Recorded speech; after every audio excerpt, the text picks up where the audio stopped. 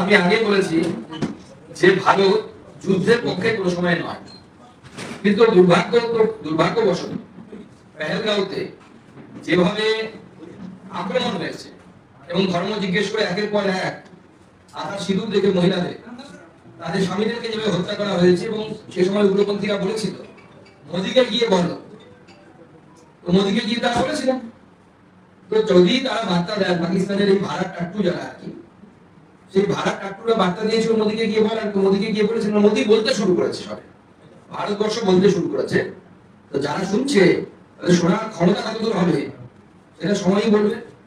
ভারত যখন ব্যাটিং করে, ছোট ব্যাটিং করে, এখন তো ব্যাটিং শুরুই হয়নি, সেই মিডল অর্ডার ব্যাটিং হয়, তবে ওপেনিং হয়েছে, মিডল অর্ডারও যায়নি এখন, তাতেই যা অবস্থা। তো আগামী দিনে পাকিস্তানের সংসদের ভেতরে কান্নাকাটি শুরু হয়েছে।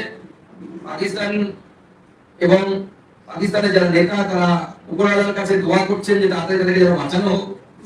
বাঁচানো, তারা বাঁচবে কিনা সেটা তো নির্ভর করবে তারা বাঁচতে চায় কি চায় না।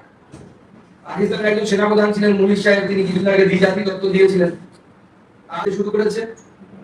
আমার বিশ্বাস পাকিস্তান যদি শুধরো না শুধরো, তাহলে আগামী দিনে আরো এই ধরনের চিত্র আপনারা দেখতে পাবেন। এবং নিশ্চয়ই আপনাদের মনে আছে যখন ভারতবর্ষের প্রধানমন্ত্রী নরেন্দ্র মোদী গোটা পৃথিবীর তাবড় তাবড় দেশের প্রতিবাদকে বা তাদের অপোজিশনকে উপেক্ষা করেও S-400 রাশিয়ার কাছ থেকে নিয়েছিলেন ভারতের প্রধানমন্ত্রী। অনেক ক্রিটিসিজম শুনতে হয়েছিল ভারতবর্ষের প্রধানমন্ত্রী, এমনকি তাবড় তাবড় দেশ, আমি নাম নিচ্ছি না তাদের, কারণ তারা জাতি তত্ত্বকে খণ্ডিত করে ভারতবর্ষের মেয়ে সোফিয়া কুরেশি তিনি প্রেস কনফারেন্স করেছেন এবং তার ঠাকুরদা কি বলে যেত সেটা দিয়ে স্মরণ করেছে, সেটি বেদের বাক্য।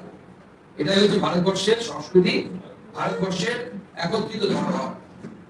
তো স্বাভাবিকভাবে আমার মনে হয় যে ভারতবর্ষের সেনাবাহিনী সবাই ক্ষেত্রে আমাদের পাশে আছে। তো তারা পর্যন্ত বলেছিল যে ভারতের প্রধানমন্ত্রী ভারত কেন রাশিয়ার কাছ থেকে S-400 কিনছে।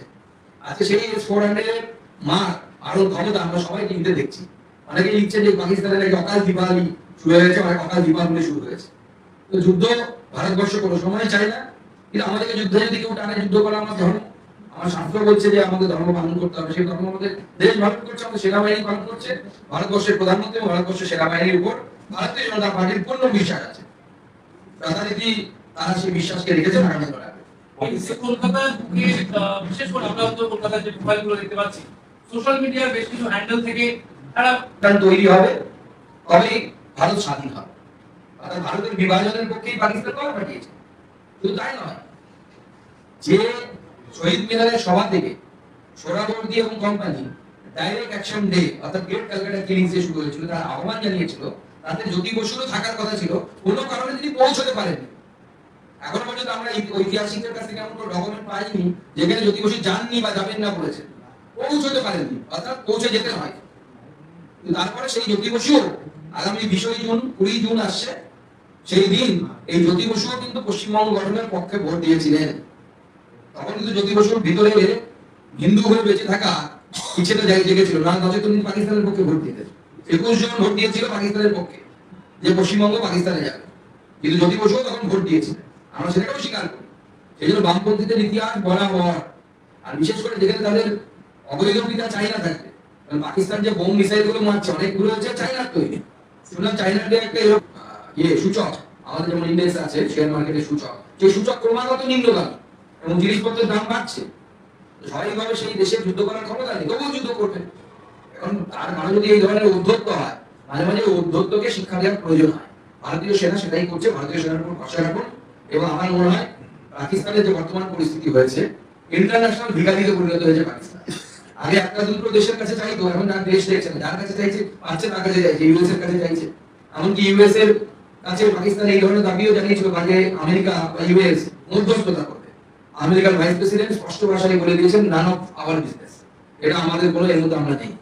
তো বুঝতেই পারছেন মাঠটা চরম করছে, তবুও এদের শিক্ষা হয় না, এদের উচিত ভারতের কাছে সারেন্ডার করা। এবং ভুল হয়েছে যে উগ্রপন্থীরা ভারতের উপর আক্রমণ করেছে, তাদেরকে ধরে তাদেরকে ভারতে পাঠানোর ব্যবস্থা করা উচিত। যদি তারা পাকিস্তানে থাকে এবং এদের মাথা যারা, বিশেষ করে আজহার মাসুদ, তাকে ফেরত পাঠানো উচিত ভারতবর্ষ।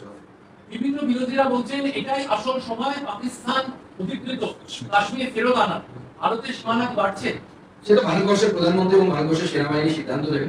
অপেক্ষা করুন, সমস্ত স্ট্র্যাটেজি বা এই সমস্ত গুরুত্বপূর্ণ বিষয় মিডিয়ার সামনে আলোচনা বা বলার বিষয় নেই। আমাদের বিরোধীরা জানি মোদির কাছে এক্সপেকটেশন হাই, ভালো ছাত্র হলে তার কাছে এক্সপেকটেশন হাই থাকবে। আমাদের বিরোধীরা তাদের সময় কিছু পড়ে গেছে, বাবার ইজ্জত এবার লুট হচ্ছে, ছেলে কিছু করে থাকতে পারে, সন্তানদের তো সবাই মুখ ফুটবে। এই যে ছাত্র সংগঠন, যুব সংগঠনের কিছু কিছু মুখ এরকম সরব হচ্ছেন বামপন্থীদের, সেই জায়গায় দাঁড়িয়ে বামপন্থী নেতৃত্ব যাদেরকে আপনারা দীর্ঘদিন সহকর্মী হিসেবে রাজনীতিতে পেয়েছেন, তাদের কাছে কোনো বার্তা রাখবেন যে প্রোফাইলগুলো সামনে? দেখুন, বামপন্থীদের ডুয়াল নেচার বা দুমুখ নীতি আমরা দেখতে পাচ্ছি। বামপন্থীরা একদিকে সর্বদলীয় বৈঠকে বসে বলছেন আমরা প্রধানমন্ত্রীর সাথে আছি, দেশের সাথে আছি, সেনাবাহিনীর সাথে আছি, আমরা যুদ্ধে সেনাবাহিনীর যুদ্ধ যেভাবে করছে সেনাবাহিনী সেইভাবে আমরা তার সঙ্গে আছি। কিন্তু দুর্ভাগ্যের বিষয়, বামপন্থীদের কিছু উঠতি নেতা, আমি নাম নেব না তাদের, কারণ নাম নেওয়ার মতো বড় তারা এখন হয়নি, উঠতি নেতা তারা ওই ওমর খালিদ গ্রুপের নেতা হওয়ার জন্য, ওমর খালিদের মতো নেতা হওয়ার জন্য তারা হঠাৎ করে ভারতীয় সেনার যুদ্ধ এসবের বিরোধিতা করে কলকাতায় বড় বিপ্লবী বাজারে সাজার চেষ্টা করছে। এদের দেখবেন না কোনো সময় গিয়ে পাকিস্তানের সেকুলারিজমের কথা বলবে, কোনো সময় বাংলাদেশের হয়ে কোনো সময় কথা বলবে, বাংলাদেশের হিন্দুদের অধিকারের কথা বলবে, তখন তারা চুপ হয়ে যায়, মাম, তারা একদম চুপ করে থাকে। এরা এটাকে একটা ফ্যাশন তৈরি করেছে, কিছু রাজনৈতিক যারা ভেঞ্চার করে তারা এটাকে ফ্যাশনে পরিণত করেছে। এবং তারপরে দেখবেন এক সময় এরা সব গোলমোল হয়ে টিভি সিরিয়ালে অভিনয় করবে, সিনেমা টিভির মধ্যে অভিনয় করবে। শুধুমাত্র পাকিস্তানের তরফ থেকে ধার চাওয়া হচ্ছে ইন্টারন্যাশনাল যারা তাদের পার্টনার আছে তাদের কাছে, তারা একদম বলছে যে একদিকে যুদ্ধের খরচ, অন্যদিকে তাদের বাজারে আর্থিক পাকিস্তানের অবস্থা তো ভিখারির মতো অবস্থা। আপনারা জানেন তো গত বেশ কয়েক মাস ধরে পাকিস্তানের যে আর্তনাদ করা হচ্ছে যে যুদ্ধ কেন মনে কান্না কাদা হচ্ছে, এক কথা সোজা কথাই বলুন না, সোজা কথা সোজা ভাবে বলুন। ছিল আছে কলকাতা আইসার পক্ষ থেকে যুদ্ধ নয় শান্তি চাই, ভারত পাকিস্তান যুদ্ধ থেকে দূর হটো।